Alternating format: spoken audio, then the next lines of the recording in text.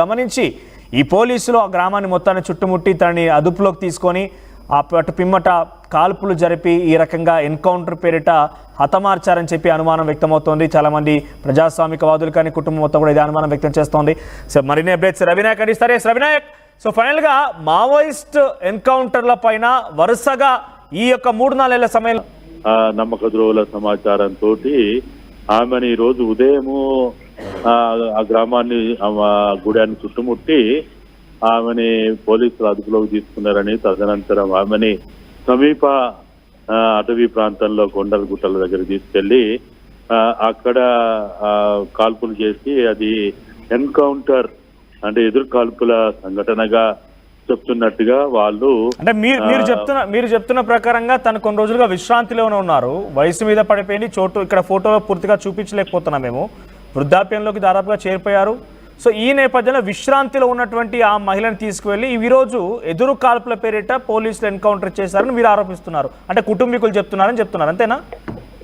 అవును, అది వాస్తవం. ఎందుకంటే వాళ్ళ కుటుంబీకులు వాళ్ళకిన్న అత్యంత విశ్వసనీయ సమాచారంతో చెప్తుంది. మీరు చూడండి ఫోటోలో కూడా మనం ఎవ్వరం చూసినా మనకు అర్థమవుతుంది ఆమె ఎంత అంటే ఆమె బొట్టు పెట్టుకొని ఆమె తయారయ్యి ఉన్నట్టుగా ఉంటే అప్పుడు పట్టుకపోయి కాల్ చేసినట్టుగా ఎక్కువ మనకు ఫోటో చూస్తే మనకు అర్థమవుతున్నది. కనీసం ఎదురుకాల్పుల ఘటనలు మాకు కూడా తెలుసు, మేము కూడా చూస్తాం, మాకున్న అనుభవాలు కూడా చూస్తాం.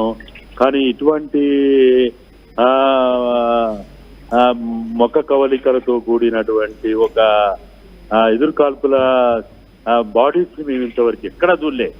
కాబట్టి వాళ్ళ కుటుంబ సభ్యులు చెప్పే సమాచారమైనా లేకపోతే ఆ ఫోటో చూసిన సమాచారం ప్రకారమైనా కానీ ఆమె చాలా రోజులుగా అనారోగ్యంతో ఉన్నది. ఆమె కనీసము అంటే దళంతో కాదు, లేకపోతే పక్క గ్రామాలకు కాదు, ఎలాంటి మూమెంట్ కూడా చేయలేని స్థితిలో ఉన్నదనేది వాళ్ళకు ఉన్నటువంటి అవగాహన. కాబట్టి అంటే మీ అర్థం, మీరు చెప్పే దాంట్లో అర్థం ఇది ఒక బూటకపు ఎన్కౌంటర్ అంటారు, అంతేనా?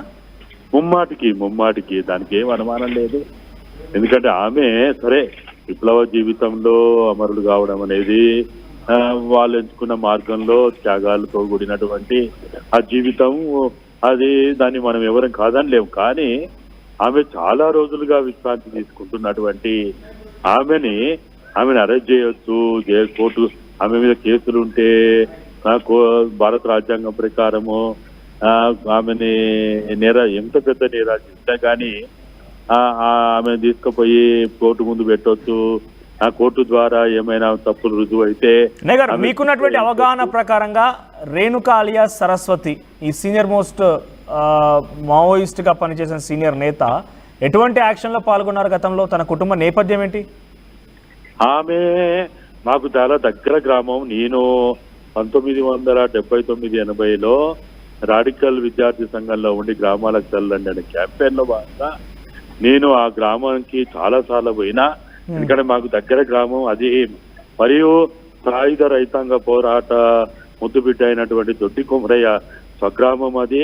కామ్రేడ్ సంతోష్, తర్వాత ఇట్లా అనేక మంది, కామ్రేడ్ వెంకటరమణ, ఇంకా అనేక మంది యొక్క అమరవీరుల త్యాగాల గుర్తుగా నిలిచినటువంటి ఆ కడవెండి గ్రామం నుంచి ఆమె విద్యాభ్యాసము, ప్రాథమిక విద్యాభ్యాసము, ఉన్నత విద్యాభ్యాసం కడవెండిలో చేసింది. తర్వాత దేవరపల, తర్వాత జనగామలో ఇంటర్మీడియట్, ఆ తదనంతరము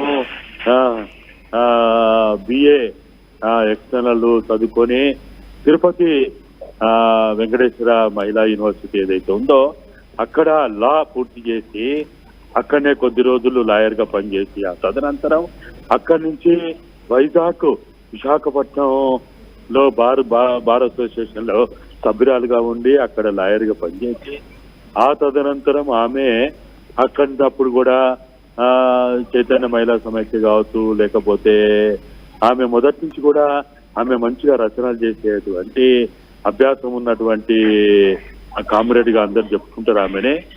ఆ విధంగా ఆమె మొదటి నుంచి కూడా పత్రికా రంగంలో, అంటే పార్టీకి సంబంధించిన పత్రికలు ఏవేవైతే ఉన్నాయో దాంట్లో పనిచేసిందని వాళ్ళు చెప్తా ఉన్నారు. మరీ ముఖ్యంగా people's war party, Maoist party అధికార పత్రిక అయినటువంటి క్రాంతి పత్రిక ఎడిటర్ గా ఆమె చాలా కాలం పనిచేసింది అనేది వాళ్ళు చెప్తా ఉన్నారు. ఆమె జీవిత ప్రయాణం అంతా కూడా, విప్లవోద్యమ జీవిత ప్రయాణం అంతా కూడా ఆమె సెమీ లీగల్ రహస్యంగానే ఆమె ఉన్నది. పూర్తి కాలపు తన పైన 25 లక్షల రివార్డు కూడా ఉంది. అంటే మీరు చెప్తున్న ప్రకారంగా విప్లవోద్యమాల్లో లేకపోతే ఇక్కడ అనేక రకాల పదవులు అనుభవించారు. అటు పత్రికా రంగానికి సంబంధించి కానివ్వండి, లేకపోతే ఇతరత్ర రంగాల్లో కూడా చాలా విశిష్టంగా సేవలు అందించారు. మావోయిస్ట్ పార్టీకి ఎనలేని సేవ చేశారు. సో ఆయన కుటుంబ నేపథ్యం ఏంటి? కడివెండి గ్రామం అంటే చాలా మంది ఉద్యమకారుల్ని, చాలా మంది మహోన్నతమైనటువంటి నేతల్ని కూడా తయారు చేసిన గ్రామం అది. సో కడివెండి గ్రామంలో తన కుటుంబ నేపథ్యం ఏంటి? ఇంకా తెలంగాణ రాష్ట్రంలో తన పిల్లలు కానివ్వండి ఇంకెవరు ఉన్నారా? వాళ్ళ తల్లిదండ్రులు గుమ్మడవెల్లి సోమయ్య సార్ అంటారు. అవన్నీ ఎక్కువగా సోమన్న అంటారు. వాళ్ళ తండ్రిని సోమయ్య సార్ అనేది జనగామ ప్రాంతంలో తెలియని వాళ్ళు ఉండరు. ఆయన ఉపాధ్యాయ రంగంలో ఉన్నాడు కాబట్టి ఆయన చాలా సౌమ్యుడు. తల్లి జయమ్మ, సోమయ్య సారు జయమ్మల ముద్దు కూతురు, ఒక్కటే కూతురు. వాళ్ళ సంతానము 2 కొడుకులు. పెద్ద ఆయన జీవికే ప్రసాద్, ఆయన పీపుల్స్ వార్ మావోయిస్ట్ పార్టీలో చాలా కాలము. ఆయన కూడా పత్రిక అంటే మీడియా ఇన్ఛార్జ్ గా పార్టీలో పనిచేసిందని చెప్తా ఉంటారు. వాళ్ళ ఇంకొక బ్రదర్ రాజశేఖర్ ఎవరైతే ఉన్నారో ఆయన హైదరాబాద్ లోనే ఉంటూ అనేక ఎన్జిఓ సంస్థల్లో కూడా పనిచేస్తుండేవాడు. ప్రస్తుతం ఏం చేస్తున్నాడో నాకైతే అంత సమాచారం లేదు. ఆయన అయితే సో మనం చూస్తున్నాం వినయ్ గారు, మనం చూస్తూనే ఉన్నాము. మన ఈ యొక్క సంవత్సరంలోనే జనవరి, ఫిబ్రవరి, మార్చ్ కల్లా ఇప్పటి వరకు అఫీషియల్ ఇన్ఫర్మేషన్ ప్రకారంగా 65 నుంచి 70 మంది మావోయిస్ట్ నేతల్ని ఎన్కౌంటర్లో చంపేశారు పోలీసులు. సో వరుసగా ఎదురుకాల్పులు చోటు చేసుకుంటూనే ఉన్నాయి. వరుసగా రోజుకొక వార్త వింటూనే ఉన్నాం. దండకారణ్యం మొత్తం కూడా దద్దరిల్లిపోతుంది. ఈరోజు తాజాగా తెలంగాణకు సంబంధించిన ఒక మహిళా నేత అక్కడ ఎన్కౌంటర్లో మరణించారు కాబట్టి పెద్ద ఎత్తున వార్త హైలైట్గా ఉంది. పెద్ద తెలంగాణ మొత్తం చర్చనీయాంశంగా మారి మీరు చెప్తున్న ప్రకారంగా. సో ఇంకా ఇవి కొనసాగుతూనే ఉన్నాయి. ఎక్కడి వరకు దారి తీయవచ్చు? ఈ యొక్క లక్ష్యాన్ని చేయడంలో బీజేపీ కేంద్ర ప్రభుత్వం సఫలీకృతం అవుతోంది. సో వరుస ఎన్కౌంటర్ల పైన మీకున్న అభిప్రాయం ఏంటి? ఒక నిమిషంలో కంక్లూడ్ చేసే ప్రయత్నం చేయండి.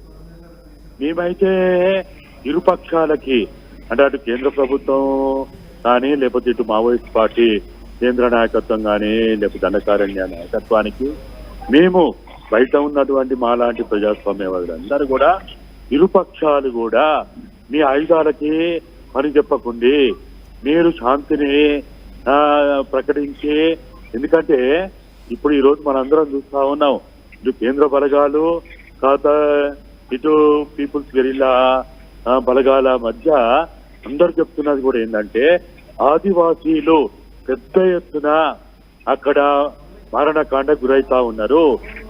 ఈ పీపుల్స్ గెరిల్లా పేరు చెప్తో, మావోయిస్ట్ పార్టీ పేరు చెప్తో ఆదివాసీలని కేంద్ర బలగాలు, అంటే భారత సరిహద్దు బలగాలు కావచ్చు, డిఆర్సీ బలగాలు కావచ్చు, ఛత్తీస్గఢ్ బలగాలు కావచ్చు, పెద్ద ఎత్తున చంపుతా ఉన్నారు. కాబట్టి అటు మావోయిస్ట్ పార్టీ అయినా ఇటు కేంద్ర